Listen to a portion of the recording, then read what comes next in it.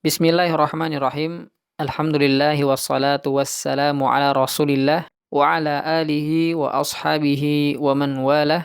Amma ba'du. Kaum muslimin yang semoga dirahmati oleh Allah Subhanahu wa taala. Insyaallah pada kesempatan kali ini kita akan membahas tentang fikih berkurban. Maka pembagian materi fikih kurban ada 5. Yang pertama yaitu adalah pengertian kurban. Kemudian materi yang kedua yaitu adalah hukum berkurban. Kemudian materi yang ketiga yaitu adalah keutamaan berkurban. Kemudian yang keempat yaitu adalah syarat-syarat yang harus terpenuhi ketika berkurban, syarat sahnya kurban seseorang. Kemudian yang kelima yaitu adalah waktu berkurban. Kita mulai dari materi yang pertama yaitu adalah pengertian kurban. Kurban adalah hewan yang disembelih pada hari ke-10 bulan Zulhijjah dan hari-hari tasyrik 11, 12, 13 dari bulan Zulhijjah dalam rangka mendekatkan diri kepada Allah Subhanahu wa taala. Kemudian hukum berkurban. Hukum berkurban terbagi menjadi 2 pendapat. Yang pertama, di antara para ulama ada yang mewajibkan berkurban.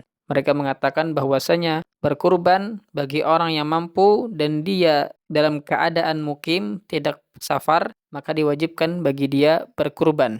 Ini pendapat yang dipilih oleh Syekh Abdul Azim Al-Badawi, gitu juga Imam Abu Hanifah, Lais bin Sa'ad Al-Auza'i, Syekhul Islam Ibnu Taimiyah, dan Rabi'ah Ar-Ra'i.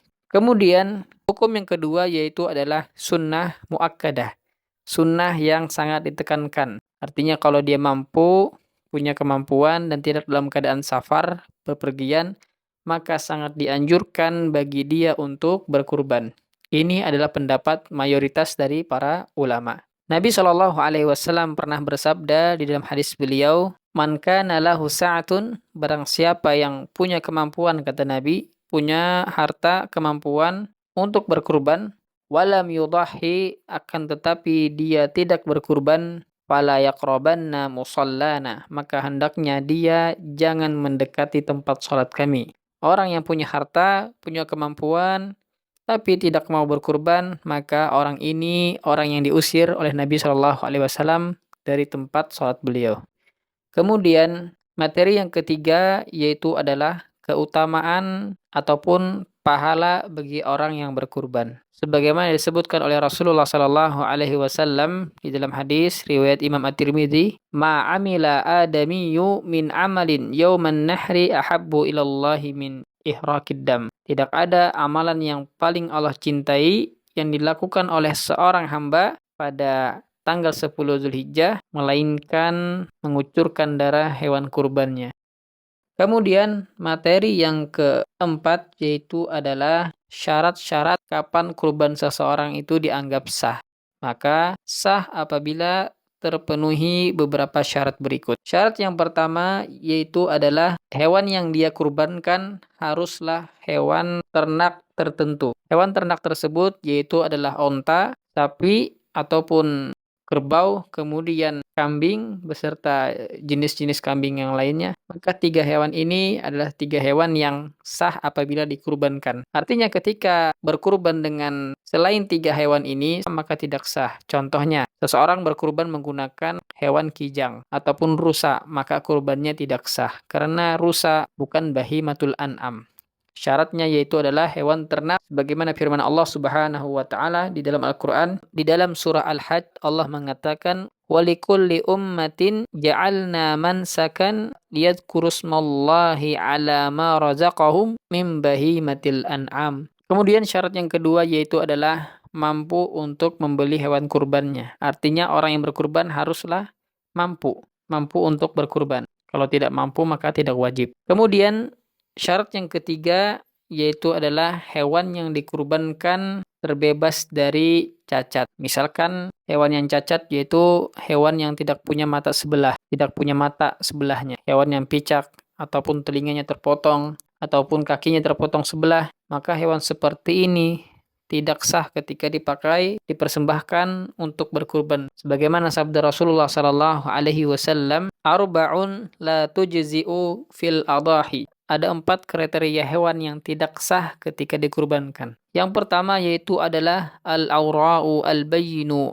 awaruha. Hewan tersebut matanya picak sebelah atau buta sebelah yang jelas butanya. Kemudian yang kedua yaitu al-maridatu al-bayyinu maraduha. Hewannya sakit dan nampak sakitnya. Artinya hewan tersebut sakitnya berpengaruh kepada tubuhnya, tidak bisa bangun, memberikan dampak berat kepada hewan tersebut, nampak sakitnya. Kalau misalkan demam sedikit, panas sedikit, itu tidak masalah. Kemudian yang ketiga yaitu adalah hewan yang tidak sah dijadikan kurban, al-arja'u al-bayyinu dhal'uha. Hewan yang pincang, kemudian jelas kalau dia adalah hewan yang pincang, misalkan terpotong kakinya sebelah. Kemudian yang keempat, wal kasiratu allati la tunqi. Hewan yang keempat yang tidak sah apabila dikurbankan adalah hewan yang patah. Misalkan kakinya patah ataupun lumpuh. La tunqi, tidak bisa sembuh patahnya, maka hewan seperti ini tidak sah untuk dikurbankan. Ketika kita berkurban, hendaknya mempersembahkan sesembelihan terbaik untuk Allah Subhanahu wa taala. Kemudian syarat sah yang keempat yaitu adalah menyembelih hewan kurbannya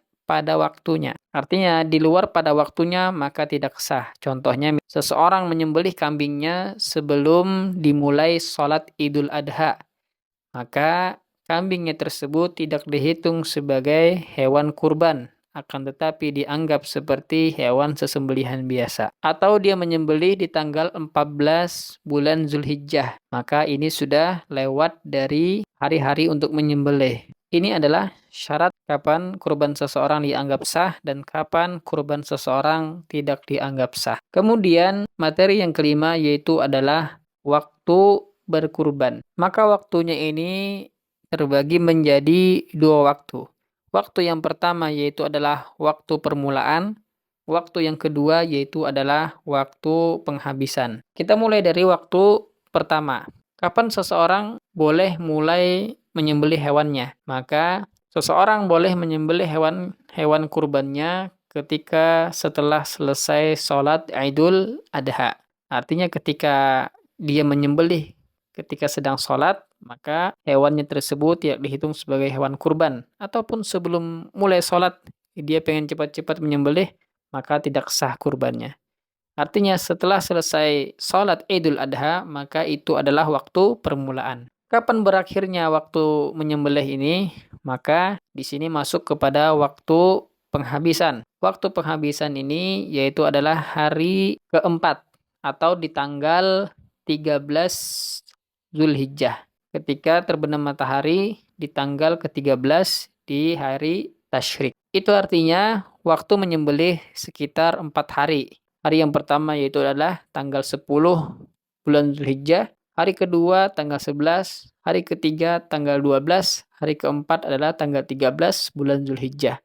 Maka sekitar 4 hari. Artinya ketika dia menyembelih di luar waktu permulaan atau di luar waktu penghabisan, sesembelihannya tidak sah. Misalkan dia menyembelih di hari kelima atau di tanggal 14 bulan Zulhijjah, maka tidak sah sembelihannya, kecuali ada uzur ataupun alasan mengapa dia harus menyembelih di tanggal 14. Barakallahu fikum.